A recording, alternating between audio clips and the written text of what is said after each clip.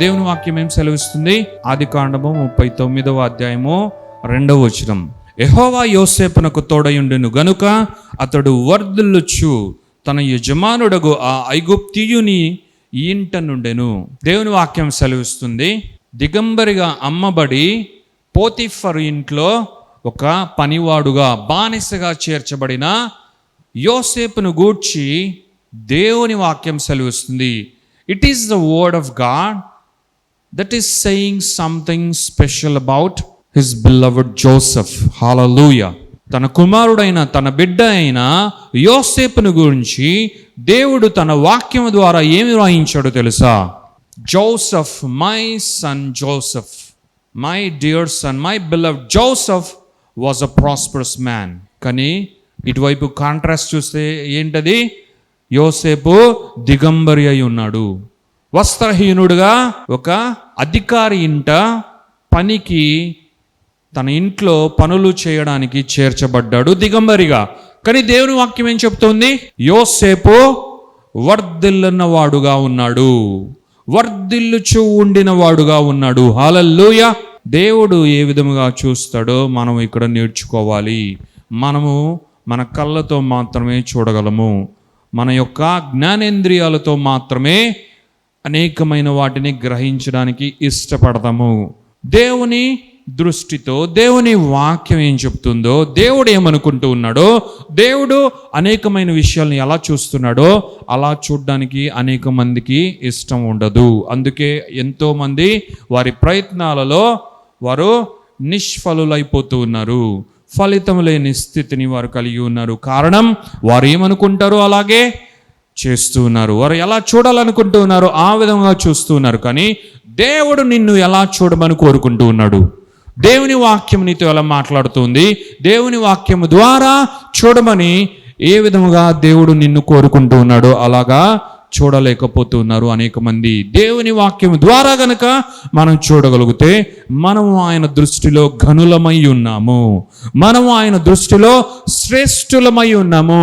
ఆయన ప్రశస్తమైన వేల చెల్లించిన రక్తము చేత, యేసుక్రీస్తు యొక్క పరిశుద్ధమైన రక్తము చేత మనమందరము కూడా కొనబడ్డాము.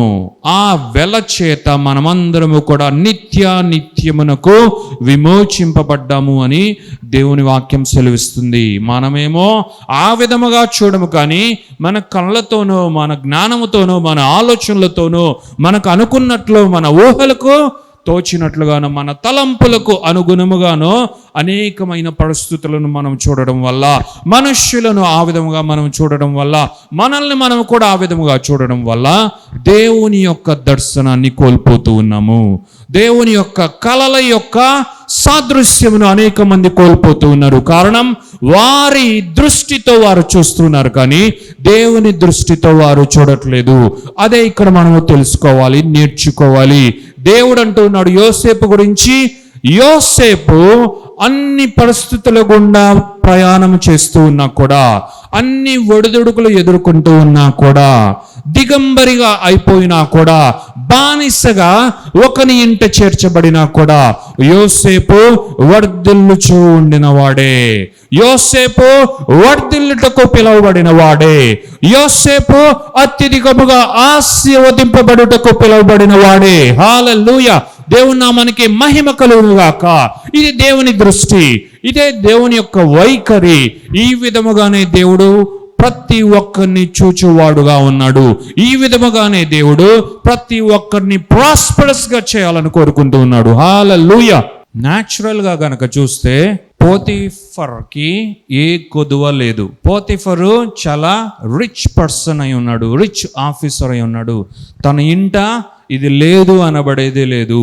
కేవలం తన వస్త్రముల వరకే వస్తే పోతిఫర్ చాలా చాలా రిచ్. కానీ దేవుడు పోతిఫర్ని పట్టించుకోవాలా. తన పక్కన వస్త్రములన్నీ తీసివేయబడిన యోసేపును చూచి అంటూ ఉన్నాడు, you are a prosperous man, my dear Joseph. Art you Joseph? Then you are a prosperous man in my sight. నా దృష్టిలో నీవు ఘనుడవై ఉన్నావు, నా దృష్టిలో నీవు బహుప్రియుడవు. హల్లెలూయా. We all need to believe that we all are beloved unto our Almighty God. మనమందరము ఆయన దృష్టిలో ఘనులమై ఉన్నాము. మనమందరము ఆయన దృష్టిలో ప్రియులమై ఉన్నాము. యేసుక్రీస్తునే ఈయన నా ప్రియ కుమారుడు, ఈయన యందు నేను ఆనందించుచున్నాను అని అనట్లేదు.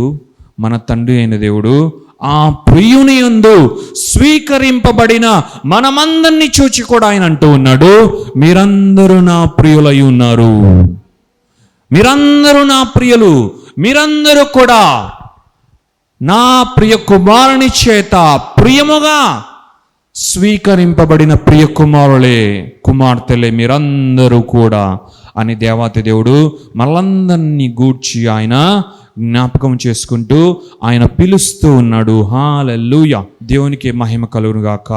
యోసేపు బహుప్రియుడై ఉన్నాడు.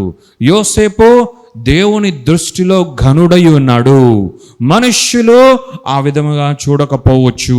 మనుషులు తను ఎలా ఉన్నాడో భౌతికముగా ఆ విధముగానే చూచుచూ ఉండొచ్చు. అంతవరకే వారు తను లెక్క పెట్టుచూ ఉండొచ్చు, గమనిస్తూ ఉండొచ్చు.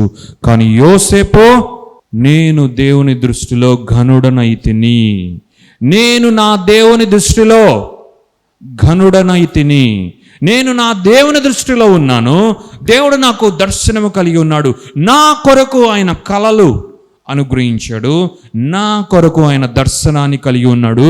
కాబట్టి నేను ఈ విధముగా భౌతికముగా ఉండొచ్చు, కానీ భౌతికముగా నేను దిగంబరిగా ఉండొచ్చేమో, కానీ నేను ఒకరోజు గొప్పగా వర్ధిల్లబోతూ ఉన్నాను. హల్లెలూయా. దేవుడు ప్రాస్పరస్ మ్యాన్ అని నన్ను ఎలా అన్నాడో అది నేను ఒకరోజు చూడబోతూ ఉన్నాను. హల్లెలూయా. ఈరోజు నేను దిగంబరిగా ఉండొచ్చేమో, కానీ ఒకరోజు అందరూ నన్ను చూచి దేవుణ్ణి మహిమపరచునట్లుగా, అందరూ నన్ను చూచి నీ దేవుడైన యెహోవా గొప్పవాడు అనున్నట్లుగా దేవుని నామమును ఘనపరచబోతూ ఉన్నారు, దేవుని నామమును స్తుతించబోతున్నారు అనేకులు అని యోసేపు జ్ఞాపకం చేసుకున్నాడు. దేవునికి మహిమ కలుగును గాక. హల్లెలూయా.